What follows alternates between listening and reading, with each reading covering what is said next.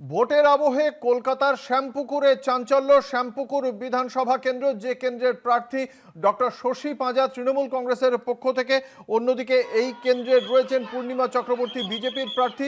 তৃণমূল কংগ্রেসের অফিসে বিক্ষোভের অভিযোগ, বিজেপি প্রার্থীর বিরুদ্ধে তৃণমূল কংগ্রেসের অভিযোগ। বিশদে জানবো ঘটনাটি সম্পর্কে। আমাদের সঙ্গে রয়েছেন আমাদের প্রতিনিধি অরিত্র ঘোষ। অরিত্র, কি জানতে পারা যাচ্ছে, কি অভিযোগ রয়েছে তৃণমূলের? দেখো, শ্যামপুকুর বিধানসভা কেন্দ্রের অবিনাশ কবিরাজ যে স্ট্রিট রয়েছে সেই এলাকায় উত্তেজনা।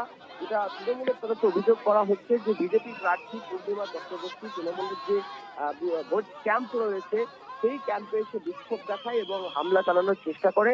যদিও পরবর্তী ক্ষেত্রে কুইক রেসপন্স টিম এবং আধা সেনা যারা রয়েছেন কেন্দ্রীয় বাহিনী, তারা ঘটনাস্থলে পৌঁছায়। ঘটনাস্থলে পৌঁছে পরিস্থিতি নিয়ন্ত্রণে আনে। স্বাভাবিকভাবে বেশ কিছুক্ষণ আগে সেখানে চরম উত্তেজনার সৃষ্টি হয়। যদিও যেটা পুলিশ সূত্রে খবর, এই মুহূর্তে পরিস্থিতি নিয়ন্ত্রণে আনা গিয়েছে। তবে তৃণমূলের তরফে যেটা অভিযোগ করা হচ্ছে যে শুধু শ্যামপুকুর বিধানসভার এই এলাকা নয়, একাধিক বুথে গিয়ে ঠিক এইভাবেই বিজেপির যিনি প্রার্থী রয়েছেন তিনি প্রভাব খাটানোর চেষ্টা করছেন। তিনি সেখানে যারা তৃণমূল কংগ্রেসের কর্মী সমর্থকরা রয়েছেন তাদেরকে ভয় দেখানোর চেষ্টা করছেন এবং সার্বিকভাবেই শ্যামপুকুর বিধানসভার একাধিক বুথে এমনটাই কিন্তু অভিযোগ উঠে আসছে তৃণমূল কংগ্রেসের তরফ থেকে। সেক্ষেত্রে এই এই ঘটনার প্রেক্ষিতে কোনো অভিযোগ কি দায়ের করা হবে? তবে এখনো পর্যন্ত শ্যামপুকুর বিধানসভা কেন্দ্রের তৃণমূল কংগ্রেস প্রার্থী শশী পাঁজার তরফ থেকে বক্তব্য পাওয়া যায়নি।